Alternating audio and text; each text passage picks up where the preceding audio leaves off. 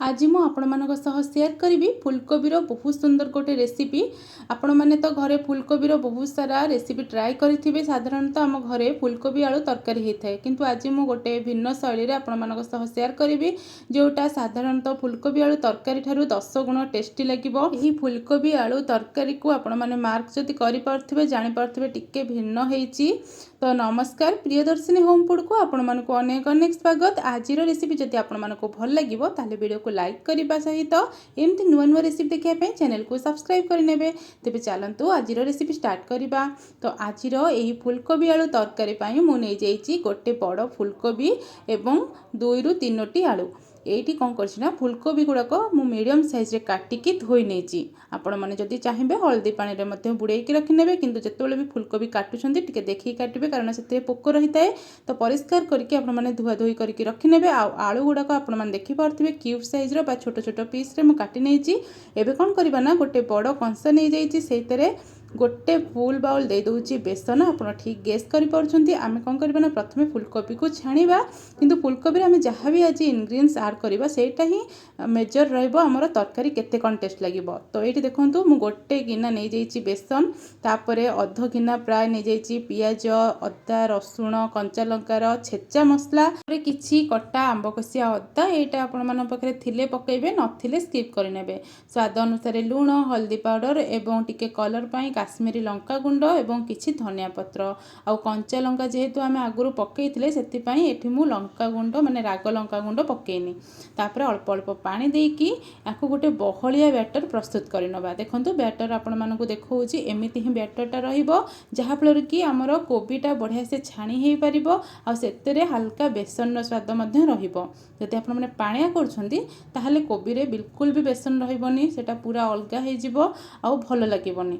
तो ये देखो मु जो कोबी गुड़ाक धोईकी रखी से सबू को ये बेसन रो बैटर सांगरे आम देदेबा एवं या भल भाव में मिसेबा।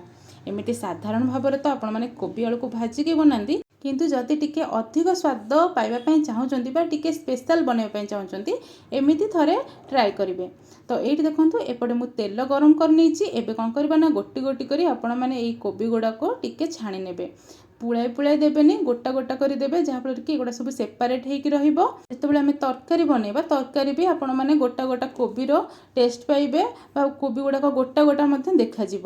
आउ गोटे जिनस आपण जदि टाइम अच्छी ताहले आपण मैंने या सीझेकी तापर छाणी पारे, किंतु एमती मीडियम पीस रे काटिकी छाणीले भी कोबी गुड़ाक भल भाव में सीझी भी जीव।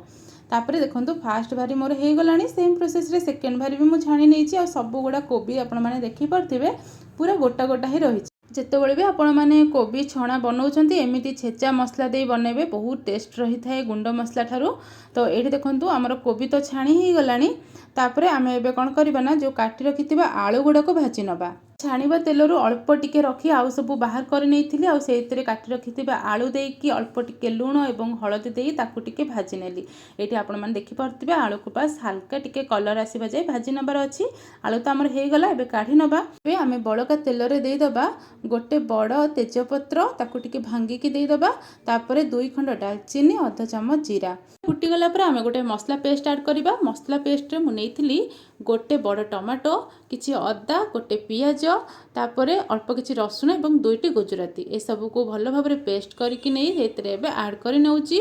ए सब को भल भाव में एबे टिके तेल संगरे मिसई दबा। तापर आमे स्वाद अनुसार लुण टिके दबा, तापर कलर पाई हळदी पाउडर एवं टिके आमे राग लंका गुंड दबा। बस एतिकी मसला सब देकी आपण माने कोन करबा ना को भल भाव में तेल छाड़ीबा जाय कसी नेबे। आपण माने एठी मसलार डिफरेंस देखि परथिबे आगो मसला एवं एबे मसला हल्का टिके टिके कलर भी पळी आसलानी, साइड रे देखि परथिबे तेल भी बाहरी आसलानी।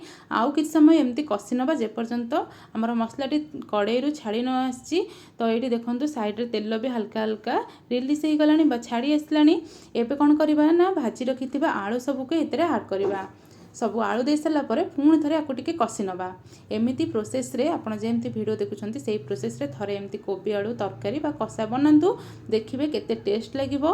तापर ए सब को भल भाव में कषि सारा पर आमे आवश्यक अनुसार पानी दे दबा। जेतिकी जहा झोल रखिबार अछि ताठारु गोटे कप अधिक दउची कारण आमे एतरे बेसन ऐड करथिले कोबी छणारे ना। तो आपण माने जानिथिबे बेसन तरकारी रे टिके अधिक पानी दिया जाए कारण बेसनटा ତରକାରୀର ଝୋଳଟିକୁ ଅବଜର୍ଭ କରିନିଏ ବା ଶୋଷି ନିଏ। ସେଥିପାଇଁ ଟିକେ ଅଧିକ ପାଣି ଦେଲେ ଲାଷ୍ଟରେ ଆମର ଝୋଳଟା ବା ତରକାରୀର ପାଣିଟା ଠିକ୍ ଠାକ୍ ରହିବ। ଏବେ ଆମର ତରକାରୀ ଭଲ ଭାବରେ ଫୁଟି ସାରିଲା ପରେ ଆମେ ଯେଉଁ ଛାଣି ରଖିଥିବା କୋବିକୁ ସେଇଥିରେ ଆଡ଼୍ କରିନେବା।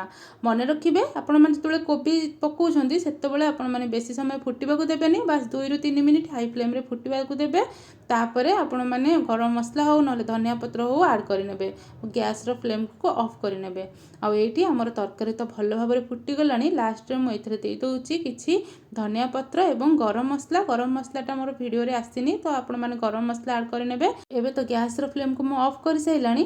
ଏଇଠି ଦେଖନ୍ତୁ କିଛି ସମୟ ପରେ ମୁଁ ତରକାରୀକୁ ରଖି ନେଇଥିଲି। ତାପରେ ମୁଁ ଆପଣମାନଙ୍କୁ ଦେଖାଉଛି, ଦେଖନ୍ତୁ ଝୋଳ କେତେ ବହଳିଆ ହେଇଯାଇଛି ଆଉ ତରକାରୀ କେତେ ସୁନ୍ଦର ମଧ୍ୟ ଦେଖାଯାଉଛି। ଏବେ ମୁଁ ଆକୁ ପ୍ଲେଟ୍କୁ କାଢ଼ି ନେଉଛି।